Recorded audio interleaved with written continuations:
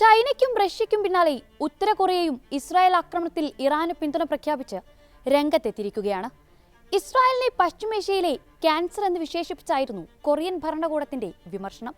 ഇസ്രായേലിനെ സഹായിക്കാൻ ഇറങ്ങാനുള്ള അമേരിക്കയുടെയും യൂറോപ്യൻ രാജ്യങ്ങളുടെയും നീക്കത്തിൽ ശക്തമായ മുന്നറിയിപ്പും നൽകിയിട്ടുണ്ട് ഉത്തര കൊറിയൻ വിദേശകാര്യ വക്താവ്. വാർത്ത വിശദമായി പരിശോധിക്കാം. സ്വാഗതം ഇൻഡെപ്തിലേക്ക്.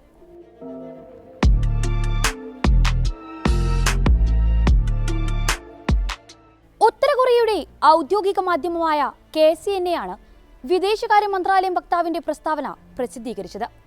മനുഷ്യകുലത്തിനെതിരായ കുറ്റകൃത്യമാണ് ഇസ്രായേൽ നടത്തുന്നതെന്ന് മന്ത്രാലയം വക്താവ് വിമർശിച്ചു. പശ്ചിമേഷ്യയിലെ സ്ഥിതിഗതികൾ കൂടുതൽ വഷളാക്കുന്ന തരത്തിലേക്ക് യുദ്ധം പടരുകയാണ്. ഇറാൻ പൗരന്മാർക്കും ആണവ കേന്ദ്രങ്ങൾക്കുമെതിരെ ഇസ്രായേൽ നടത്തുന്ന ആക്രമണങ്ങൾ ആശങ്കാജനകമാണ്. ആക്രമണങ്ങളെ കൊറിയൻ ഭരണകൂടം ശക്തമായി അപലപിക്കുകയാണെന്നും വക്താവ് അറിയിച്ചു. ഇസ്രായേൽ ആക്രമണത്തിൽ നിരവധി സിവിലിയന്മാർ കൊല്ലപ്പെട്ടിട്ടുണ്ട്. ഇത് മനുഷ്യകുലത്തിനെതിരായ മാപ്പർഹിക്കാത്ത കുറ്റകൃത്യമാണ്. സ്റ്റേറ്റ് സ്പോൺസർഡ് ഭീകരവാദമാണ് ഇസ്രായേൽ നടത്തുന്നത്.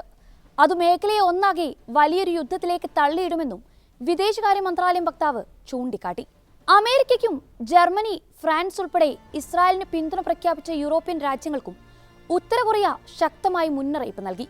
അമേരിക്കയും പാശ്ചാത്യ രാജ്യങ്ങളും പിന്തുണയ്ക്കുകയും സംരക്ഷിക്കുകയും ചെയ്യുന്ന ഇസ്രായേൽ പശ്ചിമേഷ്യയിലെ സമാധാനത്തിന് അപകടകരമായ ക്യാൻസറാണ്. ആഗോള സമാധാനവും സുരക്ഷയും തകർക്കുന്നതിലെ പ്രധാന കുറ്റവാളി കൂടിയാണ് അവർ. ലോകമിപ്പോൾ അഭിമുഖീകരിക്കുന്ന ഏറ്റവും ഗുരുതരമായ സാഹചര്യമാണിത്. അമേരിക്കയും പടിഞ്ഞാറൻ ശക്തികളും തീ ആളിക്കത്തിക്കുന്നത് അന്താരാഷ്ട്ര സമൂഹം നിരീക്ഷിക്കുന്നുണ്ട്. ഇറാന്റെ ന്യായമായ പരമാധികാരത്തിന്റെയും സ്വയം പ്രതിരോധിക്കാനുള്ള അവകാശത്തിന്റെയും വിനിയോഗത്തെ ചോദ്യം ചെയ്തുകൊണ്ടാണ് അവരുടെ ഇടപെടലെന്നും ഉത്തര കൊറിയൻ വിദേശകാര്യ മന്ത്രാലയം വക്താവ് ചൂണ്ടിക്കാട്ടി. ഇറാൻ വിപ്ലവത്തിന് വർഷങ്ങൾക്ക് മുൻപ്, അഥവാ 1973 മുതൽ തന്നെ ഇറാനുമായി ഉറ്റ സൗഹൃദവും നയതന്ത്ര ബന്ധവുമുള്ള രാജ്യമാണ് ഉത്തര കൊറിയ. പ്രതിരോധ, ശാസ്ത്ര, വിദ്യാഭ്യാസ രംഗങ്ങളിലാണ് പ്രധാനമായും ഇരു രാജ്യങ്ങളും തമ്മിലുള്ള സഹകരണം നിലനിൽക്കുന്നത്. ആണവ രംഗത്ത് വരെ ഇരു രാജ്യങ്ങളും തമ്മിലുള്ള സഹകരണം നീളുന്നുണ്ടെന്നാണ് ചില അന്താരാഷ്ട്ര മാധ്യമങ്ങൾ പറയുന്നത്. 1980കളിൽ ഇറാനും കമ്മ്യൂണിസ്റ്റ് ചേരിക്കുമിടയിലുള്ള ആയുധ കരാറുകളിൽ ഇടനിലക്കാരായി നിന്നതും ഉത്തര കൊറിയയായിരുന്നു. ഇതിനു പുറമെ കൊറിയ സ്വന്തമായി വികസിപ്പിച്ച ആയുധങ്ങൾ വർഷങ്ങളായി ഇറാന് നൽകി വരുന്നുണ്ട്. ഇറാൻ ഇറാഖ് യുദ്ധകാലത്ത് ആയുധങ്ങളുമായി ഇറാനെ സഹായിച്ച പ്രമുഖ രാജ്യങ്ങളിൽ ഒന്നുകൂടിയാണവർ. ഇറാൻ പരമോന്നത നേതാവ് ആയത്തുള്ള അലി ഖാംനയും മാറി മാറി വന്ന പ്രസിഡന്റുമാരുമെല്ലാം കൊറിയൻ ഭരണാധികാരി കിം ജോങ് ഉന്നുമായി അടുത്ത ബന്ധം പുലർത്തുന്നവരാണ്. കിമ്മും ഇറാൻ നേതാക്കളും തമ്മിൽ നിരന്തരം ആശയവിനിമയം തുടരുകയും ചെയ്യുന്നുണ്ട്. ഏറ്റവും ഒടുവിൽ ഗസയിലെ ഇസ്രായേൽ ആക്രമണത്തിനു പിന്നാലെ ആരംഭിച്ച പശ്ചിമേഷ്യയിലെ സംഘർഷാവസ്ഥയിലും ഉത്തര കൊറിയ ഇറാനെ വിളിച്ച് എല്ലാ പിന്തുണയും ഉറപ്പു നൽകിയിരുന്നു. അതേസമയം ഇറാനും ഉത്തര കൊറിയയും തമ്മിലുള്ള ആയുധ ഇടപാടുകളെയും നയതന്ത്ര സഹകരണത്തെ വരെ കടുത്ത ആശങ്കയോടെയാണ് അമേരിക്ക തുടക്കം തൊട്ടേ നോക്കിക്കാണുന്നത്.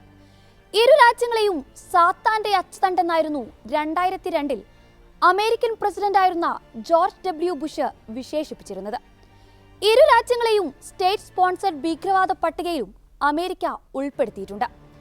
നേരത്തെ ഹമാസും ഹൂത്തികളും ഇസ്രായേലിനെതിരെ പ്രയോഗിച്ച ചില മിസൈലുകൾ ഉത്തര കൊറിയൻ നിർമ്മിതമാണെന്ന് ദക്ഷിണ കൊറിയൻ ഇന്റലിജൻസ് സർവീസ് ആരോപിച്ചിരുന്നു. ഇവ ഉത്തര കൊറിയ ഇറാന് നൽകിയ ആയുധങ്ങളാണെന്നായിരുന്നു ആരോപണം. ദക്ഷിണ കൊറിയയിലെ ഇസ്രായേൽ അംബാസഡറും ഈ വാദങ്ങൾ ഏറ്റുപിടിച്ചിരുന്നു.